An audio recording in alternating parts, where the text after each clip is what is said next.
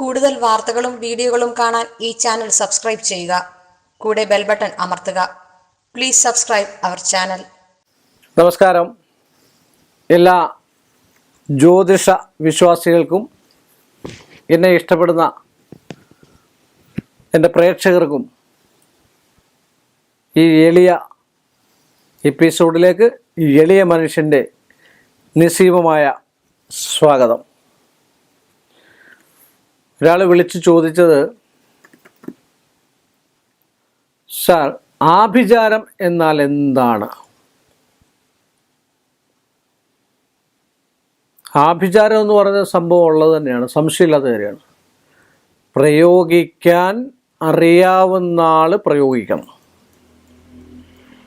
ഇതിനകത്തും വളരെയധികം ആൾക്കാരെ കളിപ്പിക്കുന്ന, ഞാൻ ആഭിചാരക്രിയ ചെയ്യുന്ന ആളാണെന്ന് പ്രഹസനത്തിൽ നടക്കുന്ന പല ആൾക്കാരെയും എനിക്കറിയാം. സാധാരണ മനുഷ്യർക്കൊക്കെ അവരെ പേടിയാണ്, ചുമ്മാണ്. എനിക്കൊരു പ്രായമുള്ള ഒരു മനുഷ്യനെ ഞാൻ പരിചയപ്പെടാനിടയായി. പ്രായം എന്ന് പറഞ്ഞാൽ 60 വയസ്സുണ്ട്. വളരെ സൗമ്യനായ ഒരു മനുഷ്യനാണ്. 2-3 മന്ത്രങ്ങൾ കൊണ്ട് മാത്രമായിട്ട് പുള്ളി 1-2 കാര്യങ്ങൾ പഠിച്ചിട്ടുണ്ട്. പക്ഷെ ഏതൊരു കാര്യത്തിനും പുള്ളി ആഭിചാരം ചെയ്യുന്ന ആൾക്കാരുടെ ഒരു വിശ്വാസം. അപ്പോൾ അങ്ങനെ സംസാരിച്ച കൂട്ടത്തിൽ അദ്ദേഹം പറഞ്ഞു, എന്തും ഞാൻ ചെയ്യും, എന്തും അങ്ങനെ ചെയ്തിട്ടുണ്ട്. എന്താണ്? ഒന്നുമില്ല. അത് കഴിഞ്ഞപ്പോഴാണ് പുള്ളിയുടെ മകനുമായിട്ട് സംസാരിക്കാൻ എനിക്കൊരവസരം കിട്ടി. പറഞ്ഞു, എൻ്റെ അച്ഛനൊന്നും പഠിച്ചിട്ടില്ല, അത് നെല്ലിലോ അല്ലെങ്കിൽ മുട്ടയിലോ ഒക്കെ എഴുതി, കരി കൊണ്ടുമൊക്കെ എഴുതി, ഈ പ്രഹസനം മാത്രമേ ഉള്ളൂ. ഇത് അവരുടെ എല്ലാം കൊടുത്തുവിടും, ചിലപ്പം ഏറ്റാലേറ്റു എന്ന് പറയുന്നുള്ളത്. നല്ല ഏപ്പിച്ചാഭിചാരം ചെയ്യാൻ അറിയാവുന്നവർ ഇന്നും കേരളത്തിലുണ്ട്. നിഴൽക്കുത്ത് വരെ അറിയാവുന്ന ആളുണ്ട്. ഒരാളിനെ മറിക്കണമെന്ന് വിചാരിച്ചാൽ നിഷ്പ്രയാസം എവിടെ ഉള്ളതാണ്, എത്ര കിലോമീറ്ററിനപ്പുറത്തുള്ള ഒരാളായാലും ആഭിചാരം ചെയ്യുന്ന പല ആൾക്കാരുമുണ്ട്. എന്ന് പറയും, എനിക്കറിയില്ല കേട്ടോ, ആഭിചാരം ഉള്ളതാണെന്ന് എനിക്കറിയാം, ഞാൻ വിശ്വസിക്കുന്നുണ്ട്. സൽക്കർമ്മം പഠിച്ചൊരു ദുഷ്കർമ്മത്തിൽ ഒരു ആവറേജ് കാര്യങ്ങളൊക്കെ നോക്കിയിരിക്കുക, എന്താണെന്നുള്ളത് അറിഞ്ഞിരിക്കണ്ടേ. കയറ്റം അറിയാമെങ്കിൽ ഇറക്കം അറിയണ്ടേ. വണ്ടിയുടെ ഇഞ്ചൻ പണിത് അല്ലെ അഴിക്കാൻ അറിഞ്ഞാൽ മാത്രം മതി, അത് പണിത് കയറ്റാനും അറിയണ്ടേ എന്ന് പറഞ്ഞ പോലെ ആഭിചാരം ചെയ്യുന്ന ഒരുപാട്. ആഭിചാരം എന്ന് പറഞ്ഞാൽ ഒരു മനുഷ്യനെ അല്ലെങ്കിൽ നിങ്ങളെ മാനസികമായിട്ടും ശാരീരികമായിട്ടും തളർത്തുക എന്നുള്ള ഉദ്ദേശമാണ് ആഭിചാരത്തിൻ്റെ പ്രധാന ലക്ഷ്യം.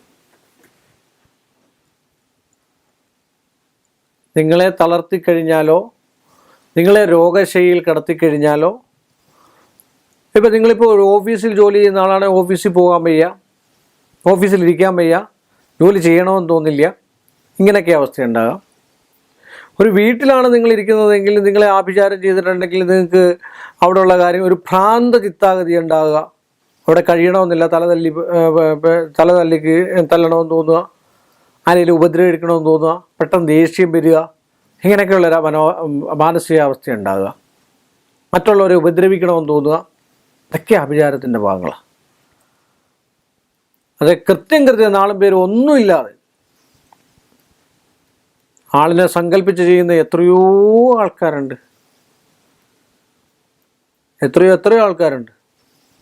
അതാണ് ഞാൻ പറഞ്ഞത്, പണ്ടത്തെ കാലത്ത് നിഴൽക്കുത്ത് വരെ അറിയാവുന്ന, അതുപോലെ തന്നെ പരകായ പ്രവേശമൊക്കെ പഠിച്ചിട്ടുള്ള ആൾക്കാരുണ്ട് ഇന്നത്തെ കാലത്തും. പരകായ പ്രവേശം എന്ന് വെച്ചാൽ ഞാൻ ഏത് രീതിയിലാണോ ആ രീതി നിങ്ങൾക്ക് തരുന്നു, നിങ്ങൾ അതേ രീതിയിൽ പോവും. ഇല്ലേ? ഹിപ്നോട്ടിസം ചെയ്യുന്നത് കണ്ടിട്ടില്ലേ? അതിനകത്തില്ലേ പറയുന്ന പോലെ കേൾക്കുക എന്നുള്ളത്. അതുപോലൊക്കെയുള്ള ഒരുപാട് സംഭവം.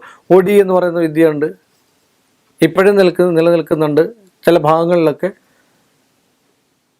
ഇങ്ങനെ പറഞ്ഞ് ഞാനും കേട്ടിട്ടുള്ളത്. എനിക്ക് ഈ ആഭിചാരത്തെക്കുറിച്ച് കൃത്യമായിട്ടൊന്നും അറിയത്തില്ല. ആഭിചാരം ഉണ്ടേ എന്നുള്ള സത്യമാണ്.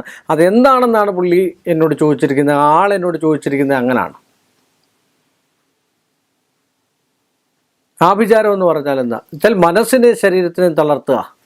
ഒരു വിദ്യയ്ക്ക് പോകരുത്, അത് ആഭിചാരമാണ്. പഠിത്തം മുഴുമിപ്പിക്കരുത്, അത് ആഭിചാരമാണ്. സന്താനങ്ങൾ ഉണ്ടാകരുത്, അത് ആഭിചാരമാണ്, വിലക്കാണ്. ഒരു ഭാര്യയും ഭർത്താവും സ്വസ്ഥമായിട്ട് ജീവിക്കല്, അത് ആഭിചാരമാണ്. അത് നാളിൻ്റെ ഒന്നുമല്ല. ഒരു തൊഴിൽ വിജയിക്കരുത്, ആഭിചാരമാണ്. എത്രയോ ആൾക്കാരൊക്കെ എൻ്റെ അടുക്കൽ അനുഭവമാണ് ഞാൻ പറയുന്നത്. വലിയ കുടത്തിലും അല്ലാത്തതിലും ഒക്കെ തകടെടുത്തുകൊണ്ട് എൻ്റെ അടുക്കൽ വരുന്നുണ്ട്. എൻ്റെ വീടിൻ്റെ മുറ്റത്തുനിന്ന് കിട്ടി. ഇന്ന് അതൊന്നും ഇല്ലാത്തതുകൊണ്ടാണ് ഈ സാധനമൊക്കെ കൊണ്ടതൊക്കെ കാണിക്കുന്നത്. ഞാൻ പറയും, എൻ്റെ മുന്നേ ആയിട്ട് അത് അവിടെ വെച്ചേര്, അല്ലെങ്കിൽ വെളിയിൽ വെച്ചേര്. നിങ്ങൾ ഈശ്വരനെ വിളിക്കും, ഈശ്വരനെ വിളിക്കുമ്പോൾ അത് മാറും.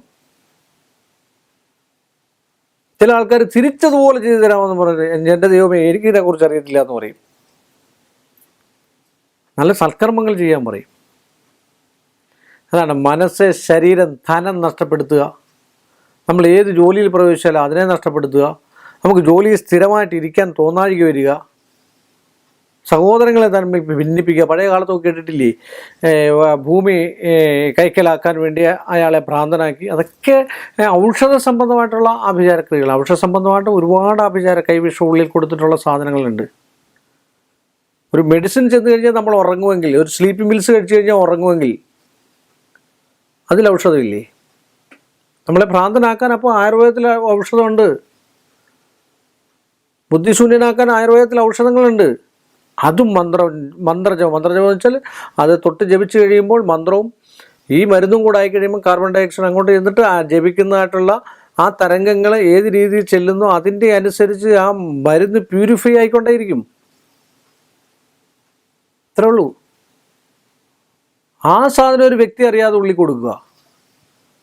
രുചിയില്ലാത്ത സാധനം. അതുപോലെ രുചിയില്ലാത്ത സാധനം കൂട്ടുണ്ട്, ആയുർവേദത്തിൽ തന്നെയുണ്ട്. സഹസ്രയോഗത്തിലും ഒക്കെ പറയുന്നുണ്ട്. വ്യക്തമായിട്ട് വായിച്ചിട്ടുള്ളവർക്കേ അതറിയാൻ പറ്റുള്ളൂ. അഷ്ടാംഗ ഹൃദയത്തിലുണ്ട്. പഴയകാല വൈദ്യന്മാരുടെ ഗ്രന്ഥക്കെട്ടുകളിലുണ്ട്.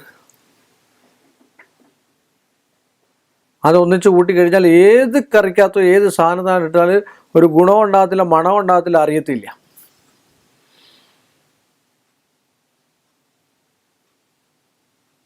ഇതൊന്നും അവിശ്വാസമല്ല, ആൾക്കാർ തന്നെ പറയുന്നതാണ്. എന്നെ സംബന്ധിച്ചതൊന്നും എനിക്കറിയത്തില്ല. ഞാൻ ഇങ്ങനെയുള്ള ഒരാളുമല്ല. ഞാൻ ഇങ്ങനെയുള്ള കാര്യങ്ങളൊന്നും ചെയ്യാറുമില്ല.